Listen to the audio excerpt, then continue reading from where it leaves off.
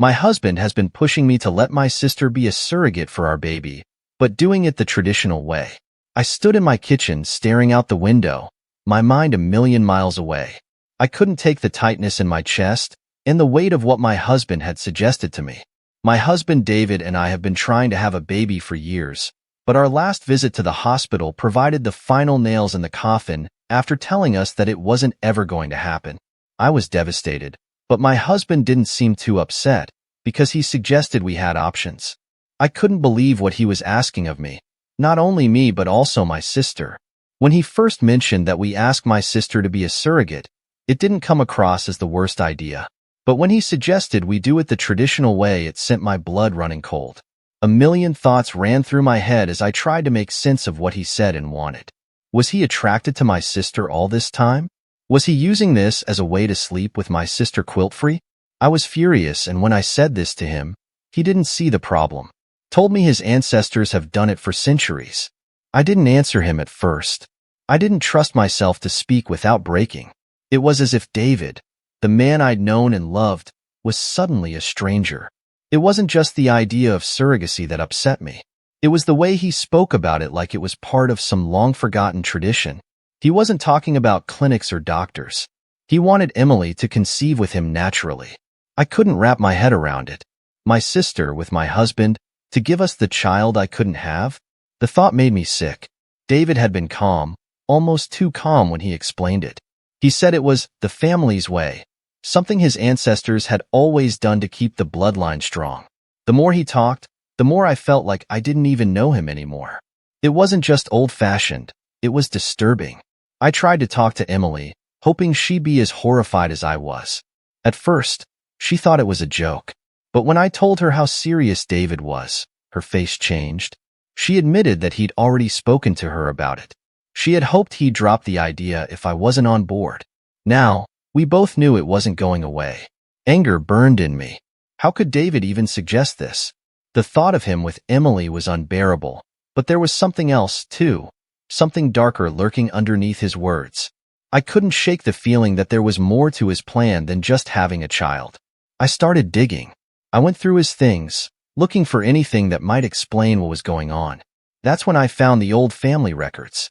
At first, it seemed like harmless genealogy, but the deeper I looked, the stranger it got. There were symbols I didn't recognize, notes about bloodlines and fertility, and then I found something that chilled me to the bone. Mentions of rituals, sacrifices, and offerings to some kind of ancient god. Suddenly, everything clicked into place. This wasn't about having a child. David wasn't just trying to keep the family line going. He was planning something far darker. My sister wasn't meant to just carry our baby. She was supposed to be a sacrifice, an offering to this old god his family had worshipped for generations. I felt sick. My mind raced as I pieced it all together. David had been planning this for years. His calm demeanor, and the talk of tradition, it was all a cover for something far more sinister. I realized I wasn't just fighting to stop an uncomfortable surrogacy arrangement. I was fighting for my sister's life. When I confronted him, he didn't deny it. He just looked at me with that same eerie calm, saying it was the only way to secure the family's future. Emily had to be the one. She was pure, perfect for the ritual. He spoke like it was already decided, like I had no say in the matter. The desperation in me turned to panic, a gnawing fear that was eating away at me.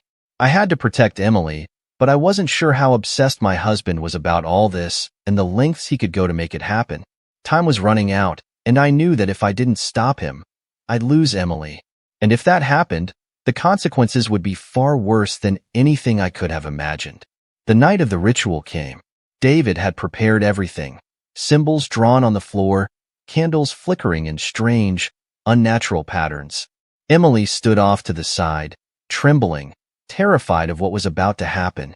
I was shaking too, but not out of fear. I was ready. David had no idea how much I had learned, how far I had gone to turn this around. He thought I was beaten, that I had accepted his plan. He had no idea that while he was busy obsessing over his precious old ways, I had been finding something older, something stronger.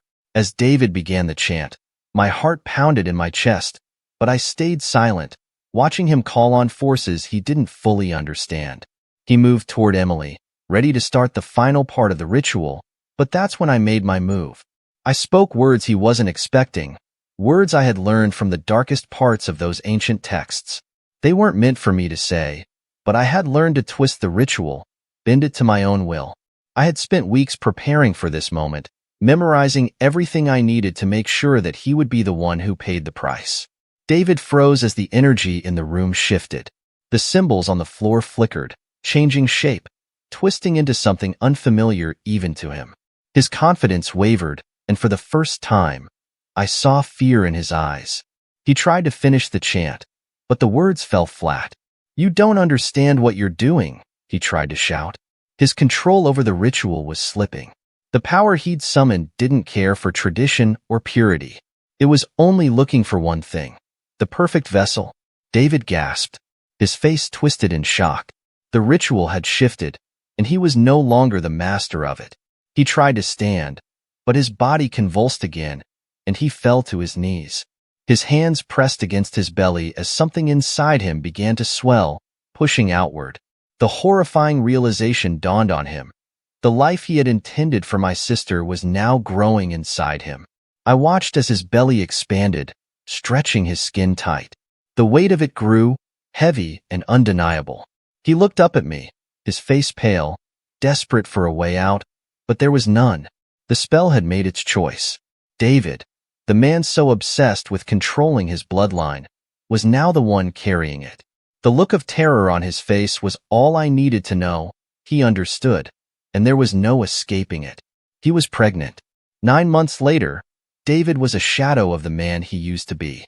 His once proud posture had crumbled under the weight of his massive, swollen belly. His skin stretched tight and marked with deep stretch marks. His feet were constantly swollen, and his face, once stern, was now puffy and exhausted from sleepless nights of cramps, back pain, and the relentless discomfort of carrying life inside him. He had gone through every stage of pregnancy: morning sickness that left him heaving, strange cravings, and the unpredictable mood swings that left him either weeping or raging at the smallest things. His body ached in ways he never imagined. His back hunched as he waddled through the house, barely able to move with the burden of his own making. The reality of pregnancy had shattered any last trace of his arrogance, leaving him humbled and broken.